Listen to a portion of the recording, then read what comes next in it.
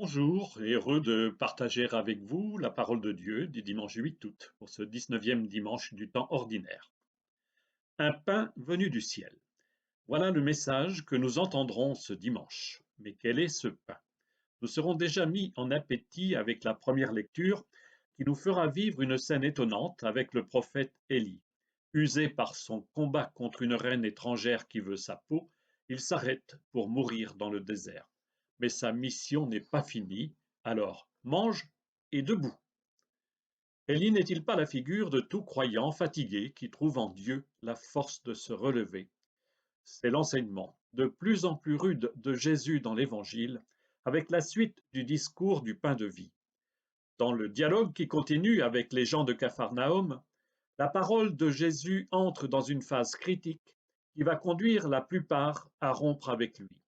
Inaudible ce message, mais pourquoi? En fait, c'est l'être même de Jésus, son origine, sa mission sur terre, qui s'affirme avec force ce dimanche. Inacceptable, car cet homme ordinaire et trop bien connu comme le fils de Joseph ose promettre le salut à ceux qui mangent le pain de vie. La dernière parole entendue ce dimanche frappe comme une ultime provocation. Le pain que je donnerai, c'est ma chair. Mais comment comprendre même pour nous aujourd'hui cette affirmation et l'invitation à manger la chair du Fils de l'homme? Entre-temps, saint Paul nous aura invités à rien de moins qu'imiter Dieu lui-même. Nous continuons encore ce dimanche à lire un nouveau passage de la lettre aux Éphésiens. Marqué du sceau de l'Esprit, nous portons en nous le doux parfum de Dieu. Et commençons par la première lecture. Avant d'écouter cette première lecture, transportons-nous dans les temps lointains du IXe siècle avant Jésus-Christ. Un descendant de David, le roi Akab, règne sur Israël. Il a osé l'impensable, épouser une femme étrangère. La reine Jézabel a amené avec elle le culte de ses propres dieux, dont celui de Baal. Surgit alors le prophète Élie, qui mène le rude et sanglant combat de Dieu contre la reine et ses faux prophètes. On peut lire ce récit violent dans le premier livre des rois au chapitre 18. Le prophète du Seigneur a osé défier Jézabel, sa vie est en danger, Élie s'enfuit dans le désert et fatigué, y attend la mort. Ce récit se trouve dans le premier livre des rois, au début du chapitre 19, les versets 4 à 8. En ces jours-là, le prophète Élie, fuyant l'hostilité de la reine Jézabel, marcha toute une journée dans le désert. Il vint s'asseoir à l'ombre d'un buisson et demanda la mort en disant: Maintenant, Seigneur, c'en est trop, reprends ma vie, je ne vaux pas mieux que mes pères. Puis il s'étendit sous le buisson et s'endormit. Mais voici qu'un ange le toucha et lui dit: Lève-toi et mange. Il regarda, et il y avait près de sa tête une galette cuite sur des pierres brûlantes et une cruche d'eau. Il mangea, il but et se rendormit. Une seconde fois, l'ange du Seigneur le toucha et lui dit: Lève-toi et mange, car il est long le chemin qui te reste. Élie se leva, mangea et but. Puis, fortifié par cette nourriture, il marcha 40 jours et 40 nuits jusqu'à l'Horeb, la montagne de Dieu. Ce n'est pas encore pour Élie l'heure de mourir. Déjà, lors de la grande sécheresse, il avait été nourri chaque jour par des corbeaux qui lui apportaient sa nourriture avant qu'Élie ne se réfugie chez la veuve de Sarepta. Là, dans ce récit, c'est un ange qui le réveille et lui apporte à manger et à boire. Lève-toi et mange. L'ordre divin secoue le déprimé et le réveille, car il lui faut reprendre la route. Élie s'en va pour rencontrer le Seigneur sur la montagne où Moïse avait déjà reçu les tables de la loi. N'est-ce pas dans les moments difficiles que tout croyant peut éprouver la présence de Dieu à ses côtés? L'Eucharistie dominicale ou même toute prière n'est-elle pas, comme pour Élie, la halte où Dieu vient nous restaurer dans un double sens? D'abord, nous donner à manger, mais surtout nous remettre debout pour continuer la route jusqu'au bout du chemin où nous pourrons enfin voir Dieu face à face.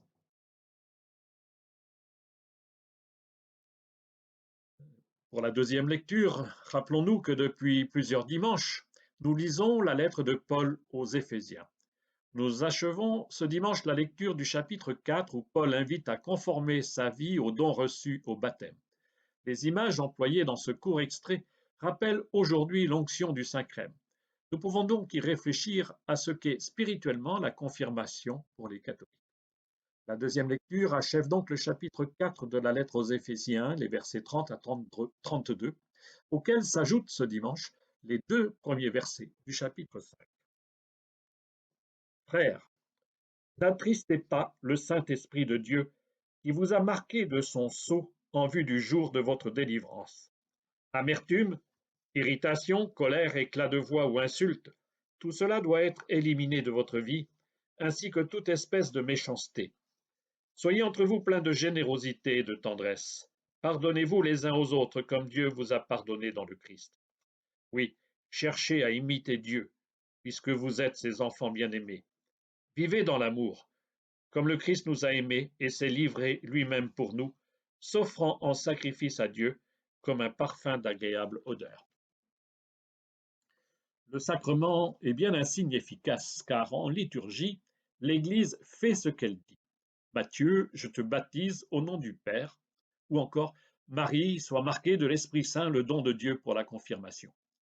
Paul reprend bien ici ces images baptismales qui impriment dans le corps du baptisé le don de l'Esprit. C'est d'abord l'image du sceau, S-C-E-A-U, comme une empreinte dans la cire, la signature divine dans la vie malléable du baptisé.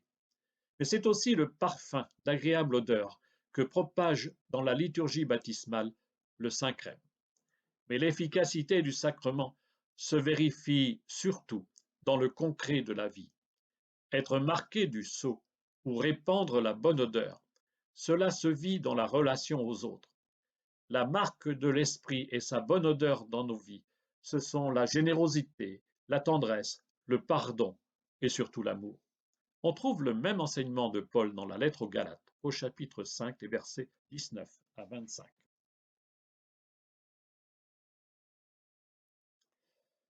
Et maintenant, nous allons lire l'Évangile. D'un dimanche à l'autre, nous continuons la lecture du chapitre 6 de l'Évangile selon saint Jean. La lecture est en continu, sauf que nous n'entendrons pas les versets omis, les versets 36 à 40, où Jésus affirme à ses interlocuteurs « Je suis descendu du ciel pour faire non pas ma volonté, mais la volonté de celui qui m'a envoyé. » Et il ajoute qu'il est venu sur la terre pour que tous ceux qui croiront en lui aient la vie éternelle. Les paroles de Jésus commencent à jeter le trou. La suite du chapitre 6 de l'Évangile selon saint Jean concerne ce dimanche les versets 41 à 51. En ce temps-là, les Juifs récriminaient contre Jésus parce qu'il avait déclaré « Moi, je suis le pain qui est descendu du ciel ». Ils disaient « Celui-là n'est-il pas Jésus, fils de Joseph? Nous connaissons bien son père et sa mère, alors comment peut-il dire maintenant « Je suis descendu du ciel » Jésus reprit la parole. « Ne récriminez pas entre vous. Personne ne peut venir à moi si le Père qui m'a envoyé ne l'attire, et moi, je le ressusciterai au dernier jour. Il est écrit dans les prophètes, ils seront tous instruits par Dieu lui-même. Quiconque a entendu le Père et reçu son enseignement vient à moi. Certes, personne n'a jamais vu le Père, sinon celui qui vient de Dieu. Celui-là seul a vu le Père. Amen, amen, je vous le dis, il a la vie éternelle, celui qui croit. Moi, je suis le pain de la vie. Au désert, vos pères ont mangé la manne et ils sont morts, mais le pain qui descend du ciel est tel que celui qui en mange ne mourra pas. Moi, je suis le pain vivant qui est descendu du ciel. Si quelqu'un mange de ce pain, il vivra éternellement. Le pain que je donnerai, c'est ma chair, donnée pour la vie du monde. Attachons-nous à entendre l'argumentation que l'évangéliste met dans la bouche de Jésus. En premier, cette affirmation. Moi, je suis le pain qui est descendu du ciel. Moi, je suis. Comme dimanche dernier, nous retrouvons l'expression si proche du nom de Dieu, Yahvé, où je suis. Je suis le pain. C'est lui la vraie nourriture, le Verbe fait chair, la parole incarnée. Et encore, je suis le pain descendu du ciel. Jésus renouvelle l'affirmation scandaleuse aux yeux des Juifs concernant sa véritable origine. Il est venu de Dieu, comme l'Église l'affirmera bien plus tard dans le Credo.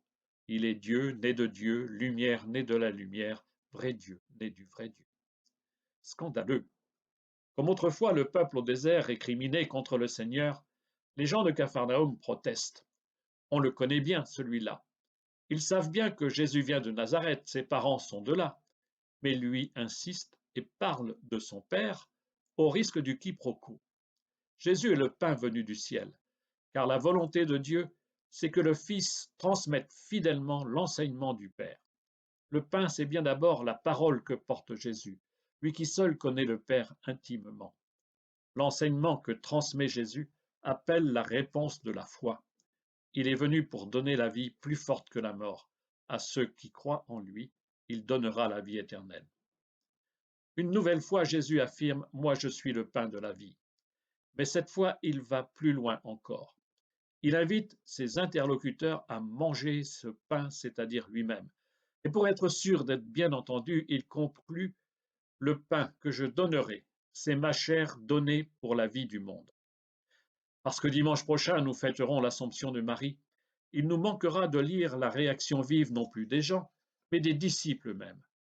Beaucoup le quitteront et ne resteront près de lui que les plus fidèles de ses disciples, tant cette parole est insupportable. Comment comprendre cela? Le pain, c'est ma chair. Chez Jean, la chair, ce n'est pas comme chez Paul une image du péché.